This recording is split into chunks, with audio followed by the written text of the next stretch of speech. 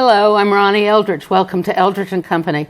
I think if every state battled gun violence the way New York does, there might not even be a need for federal legislation. But sadly, that can't happen because most states don't have the laws we have or groups like New Yorkers Against Gun Violence. Leah Gunn Barrett leads this organization, and she's my guest today. Welcome. Thank you. Thanks for having me. It's so interesting because, of course, the fight is always federal legislation. Mm-hmm. But now the president has also said that the battle really lies in the hands of local communities, really, right? Yeah, no, that's right. We've always understood that. We're founded in 1993 by some mothers in Brooklyn who were outraged by the shooting death of a teacher in Prospect Park. And we have a 501c3 organization which works on education about policies that work to reduce gun violence and educating youth not to pick up guns in the first place. We also have a 501c4, an advocacy organization that actually lobbies for common sense gun regulations here in New York. Now, we don't have perfect laws in New York. Yeah. There's a lot of room for improvement here, but relative to a lot of other states, we have pretty strong laws, but there's always room for improvement. But the problem lies, even if you have the really strongest laws, if the neighboring states or other states don't have them, the guns come in, right? Exactly, and that's the problem we have here in New York, because the analogy I like to use is guns are like cockroaches. You can exterminate your own state pretty effectively, trying to keep guns out of the wrong hands, but if a state like Pennsylvania or Virginia or Florida or Georgia don't, then you will have those cockroaches, those guns, coming in to our state and infecting us. So it's something that we need at the federal level, clearly, but unfortunately, with the current Congress, there's no real chance of that happening. So the states are going to be leading the way, states like New York.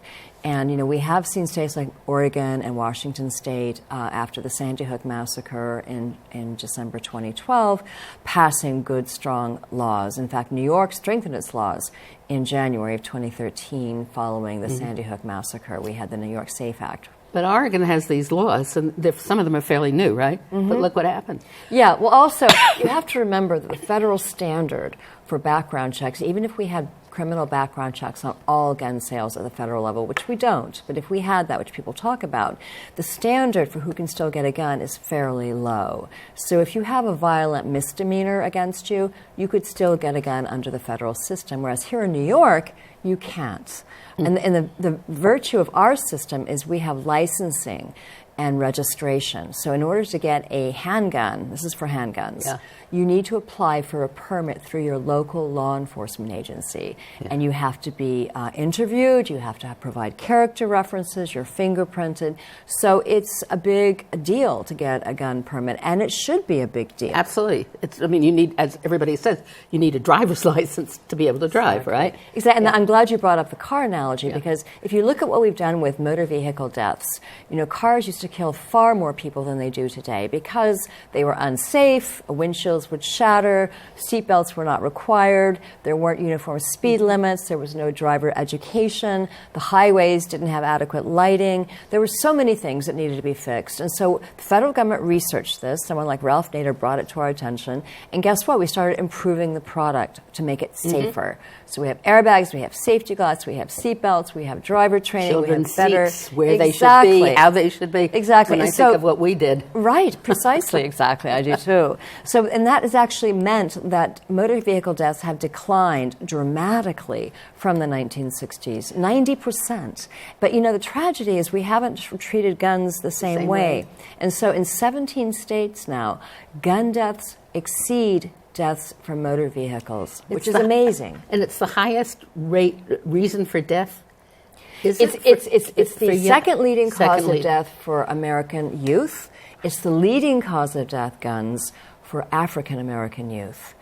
And we have the highest gun violence rate of any comparable developed country. We have about 30% of the OECD population, and we have 90% of the homicides, and those are because of guns. Yeah, it's incredible.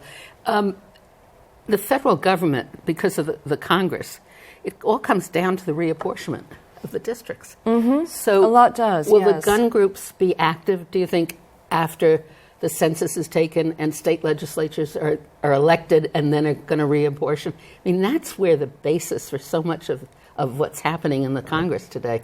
Yeah, I mean, I'm That's how clearly they got elected. If we had, we drew the lines again for congressional districts by some kind of nonpartisan panel, as they did in California recently, then yes, of course, you would have a more functional government. But we're finding here in New York that we can get things done at the very local level, not even just the state level. Right. Take a firearm safe storage. You would think that New York has a safe storage law requiring gun owners to lock up their guns around kids. We don't. And many people are surprised to learn that.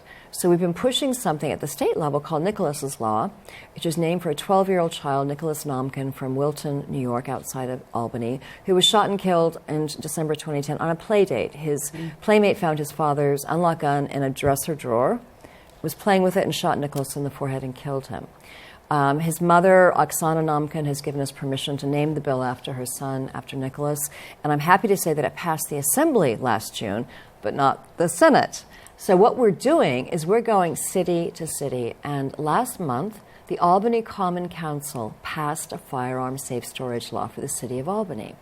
And why is safe storage important? It's not just to prevent unintentional shootings of children like Nicholas, or the toddler who shot and killed his grandmother, or the toddler in Walmart who killed his mother. I mean, these are tragic and horrible events, but entirely preventable. Safe storage also prevents suicide, teen suicide. It's a very big problem. Significant thing. It is. 2/3 of our gun deaths nationally are suicides. And safe storage also prevents guns from being stolen. We think there are probably at least 500,000 guns that are stolen from cars and households every single year. And these guns go right into the illegal criminal market for guns, and they end up killing and maiming people. That's why the licensing really is not totally effective. Yes, I mean, if every state had licensing and registration like New York State does, where the local law enforcement gives the permits, not just for handguns, by the way, we should have it for long guns as well, rifles, and particularly military-style assault rifles, then we would have a much lower gun death rate. These are common-sense regulations, keeping guns out of the wrong hands. You know, no right is totally unregulated. The Second Amendment, even Justice Scalia has said in his Heller decision that it can, reasonable limitations and regulations are of course compatible with the Second Amendment. And what's reasonable? Keeping guns out of the hands of terrorists, domestic abusers, the seriously mentally ill, criminals, and children. That's all reasonable. I was amazed that the whole question of the Second Amendment is really relatively new. Yes. It's just amazing how quickly it was able to expand and become such an important factor. Well, that was a deliberate strategy on the part of the National Rifle Association. In 1977, there was a boardroom coup, and they became extremely radicalized. And their goal was to get the Supreme Court to interpret the Second Amendment as an individual right. How did that even start? Well, it started with a boardroom coup of the NRA. They decided that they needed to do this because, you know what was fueling this is a decline in gun sales. Let's be clear.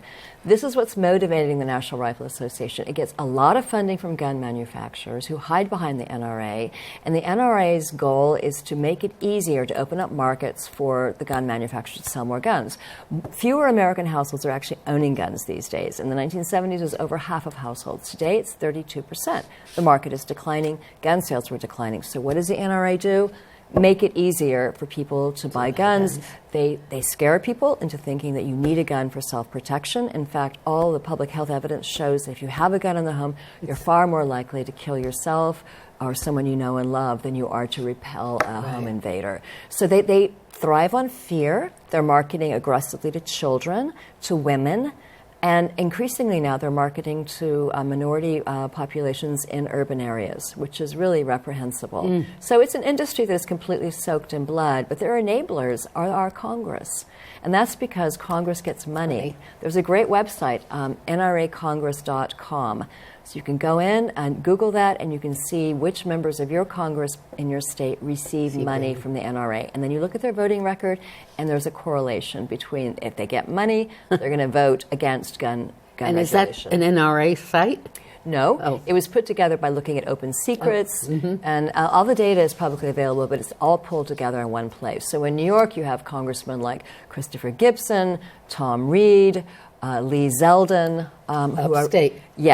who are receiving Chris Collins, who are receiving money from the National Rifle Association, and they consistently block and don't support federal laws as strong as New York's. And by doing that, by voting against these common sense laws at the federal level, they're actually hurting New Yorkers because they're enabling gun trafficking to occur from Virginia. 90% of the crime guns recovered on the streets of New York City come from other states, nearly 70% statewide. So if you could choke off that trafficking by tightening our federal laws, then you would be saving the lives of New Yorkers. But these congressmen who receive money from the NRA, who live in New York, don't care about that. All they care about is getting reelected. So interesting. You know, Senator Gillibrand, it's very interesting because when she was first nominated to go to the Senate, it was a big argument about that she's in favor of gun legislation. Yes. And now... Well, you know, what happens is she's no longer representing an upstate district. Chris Gibson is representing that district now, and she's a senator for the state of New York. So guess what? She has to represent the views of all New Yorkers. And so, of course, her views moderated and became more common sense. I was just with her last Friday in New Rochelle, where she was having a roundtable on her anti-gun trafficking bill. Interesting. Yeah. Yes. And so now she and Chuck Schumer are very strong. They have very good, they have an F, both of them have F ratings from the National Rifle Association, which is good. That means they're trying to protect, it is indeed, if they're trying to protect their constituents from getting killed. Yeah. You know, I have a right, you have a right, every New Yorker, every American has a right not to be killed.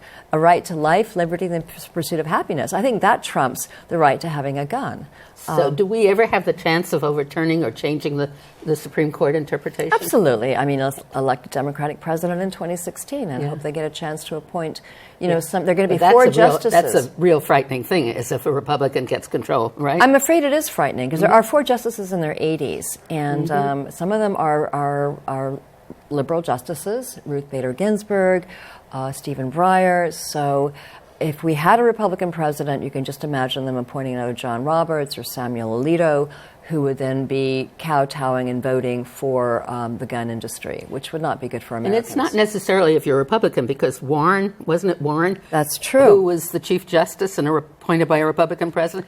Very strongly against it? Well, the Republican Party today is not what the Republican Party was in the 1970s. Right. You and I both know that. So so any Republican president today would be appointing someone in the image of a Scalia, Alito, or Roberts. Does the board of the NRA, is it mostly gun manufacturers? Well, you have people like Ted Nugent, the rocker, who's always spouting off at the mouth. You've got a guy from New Jersey, Scott Bach. Tom King, who's the head of the New York State Rifle and Pistol Association, is on the board of directors. You can get onto their website and see who's on their board. But yes, they all represent gun manufacturing interests. Now, they'll say, oh, no, we're about hunter safety. It used to be about that. I grew up in Kansas in the 1970s, and my dad was a doctor, a member of the NRA. I had 4 brothers. They owned guns. My father always locked them up. And he was a member of the NRA until they became so radicalized. And my brother was murdered in 1997 at his business in Oklahoma. It was a robbery. And my father tore up his NRA card and was disgusted with the organization. So more gun owners need to do that. The NRA does not represent them. In fact, 70% of NRA members completely disagree with the NRA's opposition to criminal background checks. So how do we organize them? Well, what we do is we organize ourselves. Right. That's what we need to do. And why our organization is important is we are the only statewide organization working in New York.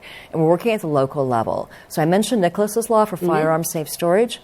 Well, we just got the Albany Common Council back in September 2nd to be exact, to pass a firearm safe storage law for the city of Albany. It passed 14-1. That's great. And New York City? New York City already has it. So does Buffalo. So does Rochester. So does Westchester County. Syracuse? Syracuse is coming next. Okay. We're going to be introducing a bill there in November. So that's the strategy we're using. Yeah. And what could New York State do to make it even stronger? Oh, well, we can have inspections of our nearly 2,000 federally licensed firearms dealers, because the ATF, the Bureau of Alcohol, Tobacco, and Firearms, which is the federal agency, is supposed to inspect the 70,000 FFLs nationwide. But because Congress has stripped them of funding and resources, they get around to inspecting each FFL maybe once every 20 years. So the congressional connection and pressure is all over the place. Oh, totally. I mean, it's amazing. People don't know what Congress has actually done to enable the NRA and to enable the bloodshed that takes 33,000 lives every year and wounds over 84,000 Americans. Can you compare the NRA to the tobacco industry? Yeah, I think you can. I definitely think you can. Now, yeah. the tobacco they're industry- also squelching research, the NRA. Since 1996, there's been no federal funding going for gun violence research. Yeah, no public health. No. And it is a public health issue. Oh, clearly. I mean, remember back in the Ebola scare, we had Yeah. one person die from Ebola. Right. Everyone was up in arms about Crazy. it. Right. Here, every single day, 8 children die, 90 Americans die from gun violence. And where's the outrage over that? Where is it? We have these mass shootings. The press follows that Obama's right, and then the outrage, the shock recedes until the next one. It's almost like lemming-like behavior. You follow the next tragedy. And I think Obama is right. I think Americans are becoming numb to this. Yeah. But the rest of the world does not understand our obsession with guns and why we fail to address it. I was living in the United Kingdom when the Dunblane massacre happened. 5-year-old children being killed by a man with a handgun. And within 18 months, the United Kingdom passed very strong gun laws. Parliamentary system, outrage. Same thing in Australia, the Port Arthur massacre. Parliamentary system, And they they passed, and they haven't had any massacres since. And their suicide rate, interestingly, plummeted dramatically. Because if you're going to commit suicide, doing it with a gun is the best, most effective way. You're going to succeed 90% of the time. Because a lot of people, when they commit suicide, are not still that certain, right? Right, it's very impulsive. Yeah, and many people who attempt it once won't attempt it again. Right. So if you take pills, they can save you. But if Yes. you shoot yourself, That's pretty final. yeah, Yeah, it is. absolutely. Are there other states now that there are other states with organizations like you? Yes, yes, there are. There are some like Illinois, Council Against Handgun Violence. California has a very strong organization. Massachusetts does. Even Texas does. And so these states, like Texas, with very weak gun laws, people are starting to mobilize at the grassroots level to make change, as we've done here in New York. So you have to start somewhere. And the only way we're going to match the National Rifle Association, until we change, the gerrymandering, and until we change our finance laws, campaign finance laws, is to organize at the grassroots level. People should join these organizations. We are the state groups that are doing the work on the ground. A lot of people don't know about New Yorkers Against Gun Violence. Yeah. It's easy to join us. You go to our website, nyagv.org. We're $35 a year. Thank you. You'll get a whole history of what's happening and where and what. And we have coordinators around the state now who are doing volunteer work in Western New York, in the Capital Region, and the Hudson Valley. And so these are people who are dedicated to the issue, who are volunteering their time. And we need more New Yorkers to join with us because, the national groups are fine, but let's face it, Congress is not going to do anything. Yeah. The real action is happening at the state and local level. And what about the courts, though? I mean, courts? Wasn't the tobacco industry's the thing that really killed them or hurt them was the court actions? I'm glad you brought that up. Since 2005, Congress has they passed a law forbidding lawsuits to be brought against gun manufacturers, giving them immunity, legal immunity. Now, there is no other industry that has that kind of protection. And again, Congress was enabling the gun manufacturers. But now, is it Milwaukee where the 2 police officers are suing the gun? Yes. Yeah. That's an interesting case to watch. Yeah. Because it doesn't have to be proved beyond a reasonable doubt, but just was there a negligence by the gun shop, Badger Guns, firearms, and every criminal knew that Badger was a place to go if they wanted to get an illegal gun. In that particular case, it was a straw purchase, which means someone came in for the criminal to buy the gun. The criminal was standing in the store saying, "I want that one, a Taurus handgun." So the straw purchaser bought it. The owner helped him fill out the background check form. He didn't know what to do, and he was getting, so it was clear, and this was all on videotape. So if this owner is not convicted, and I think he probably will be, then that's a real travesty of justice. But it would set the, I think, scene for other. Exactly. Yeah. Now the other groups, you do work together. Absolutely. Absolutely. Yeah. Of course, we have to work together, and we welcome anyone who wants to raise their voice and help on this issue, because it is killing so many people. And not only killing, but maiming. There are young men in wheelchairs who've been shot in the spine. People have lost limbs. They've been terribly debilitated. There's post-traumatic stress disorder. Children living in urban environments, even here in New York City, suffer from PTSD because gunfire is a daily part of life. When you talk to young men of color especially, Yeah. their expectation of a lifespan is very short because of guns. It is. We have an interesting program. We've been working in schools in New York City for 10 years. And this year we're going to be in all 5 boroughs, working with high school students with a program which we call Reaction. It was actually named by the students because it's a reaction to the gun violence in their communities. And we train them over half a year or a whole year to become advocates.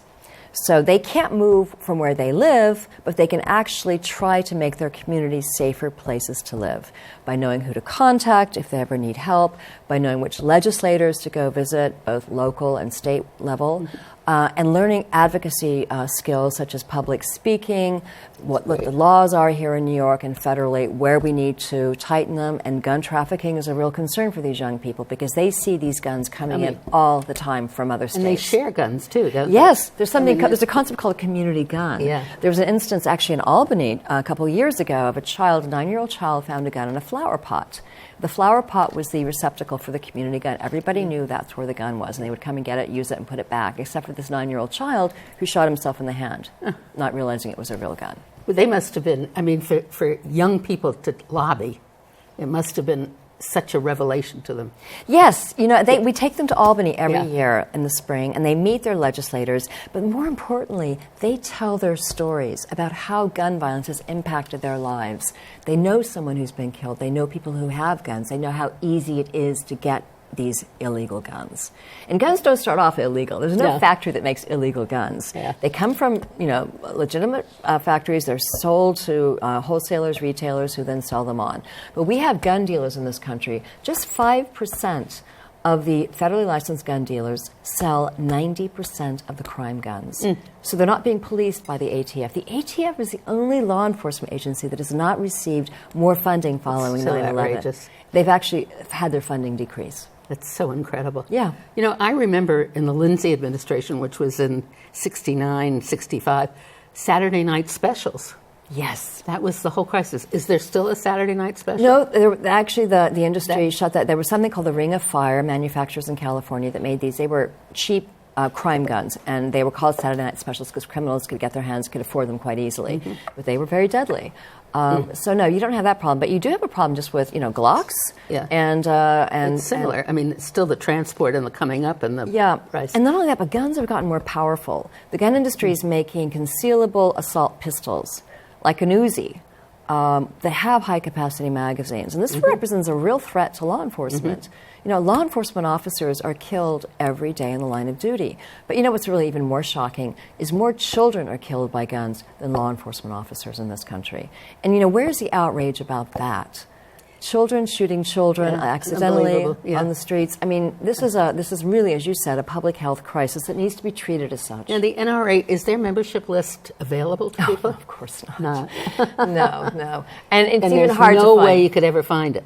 No, I mean, they're very clever. I mean, in certain states they will offer training courses. They have a lock on training courses with the state government. So anyone who goes for safety training, which is very important, if you're going to have a gun, you should be trained to use it safely. They then get those names. They capture those names. A lot of their people who buy guns in gun stores, the names are given to the NRA or transferred over. So they've been collecting a gun owner registry for years, and yet they're against a registry of gun owners done by the federal government. Well, we have a registry of drivers. Right. We have a registry of so many things, voters. But why not gun owners? Guns were designed to kill. Did you know that guns are the only consumer product not regulated by the Federal Health and Safety Commission? The only one. And guns are designed to kill people. There's no consumer, it's no protections. And it's a consumer product that's owned by 1/3 of American households. That's something clearly wrong with that, which is why we have so many gun deaths. The frustration, though, is part of the households that have these guns really believe in gun control. Yeah. And how do we get them? I mean, don't they realize by now the NRA is not a place they should be? I think people are increasingly starting to realize that. I mean, we have people now in upstate in Western New York who are gun owners who have torn up, like my dad did, their NRA cards and are speaking out. Because, the NRA does not speak for responsible gun owners, and there are a lot out there, my dad being one of them. Absolutely. They're definitely out there. But, they need to make their voices heard. We need, how the kids used to burn their draft cards during the Vietnam War? We need that kind of thing in cities. Somebody should get up and do it, and we could have a whole big thing. Yes, that would be a great thing to do. Yeah, I think there'd be a lot of support for that. Yeah. So what is it we need in New York? We need better regulations for our gun dealers so that New York State Police, for example, can inspect them and make sure they're following federal law. Mm-hmm. We need a child access prevention safe storage law at the state level to prevent suicides, gun thefts, and unintentional shootings. We need micro-stamping for guns. What that is on the shell casings that are expended at a crime scene, there's a unique number that was printed on the shell casing from the firing pin of the gun used that law enforcement can then take and trace back to the gun, to its original owner, for where it came from, to solve gun crimes. And yet the NRA has been standing in the way of that as well. So those are three things right away I can name. Something else which is really interesting, it's called a gun violence restraining order. It's modeled on the domestic violence restraining order, and it enables a family member to petition a judge. If you have someone in your family who you know has guns, who might be going through a crisis, an emotional crisis, angry or depressed, and you're concerned about them, either for them shooting themselves or going and shooting someone else up, like this Oregon shooter or the Isla Vista shooter, you can petition the judge to have those guns temporarily removed, which makes a lot of sense.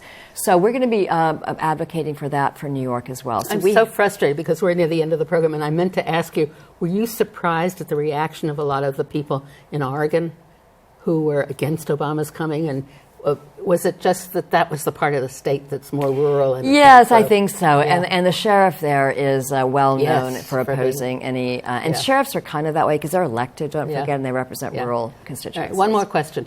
And aside from your programs with youth, your group, do you have a short name for you? NYAGV, right. We New Yorkers. You'll provide speakers. Oh, absolutely. Thanks. Yes, we will. Yeah. I go and I talk to lots of groups all the time, and we have other people throughout the state who can do the same. If anybody has a group that's interested, look at the website, which is a terrific website. Yep. And say it again. nyagv.org. And you can email me at nyagv@nyagv.org is my email address if you want to get through to me. And you'll respond immediately. I will. I'm good at that. Thank you so much for coming. Thank you very much for having me, much good luck. Thank you so much. Thank you.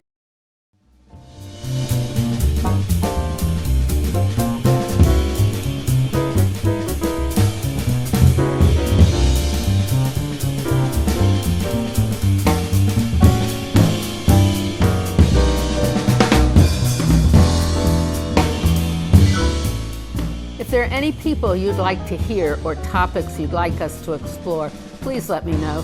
You can write to me at CUNY TV, 365 Fifth Avenue, New York, New York, 10016. Or you can go to the website at cuny.tv and click on Contact Us. I look forward to hearing from you, and thank you.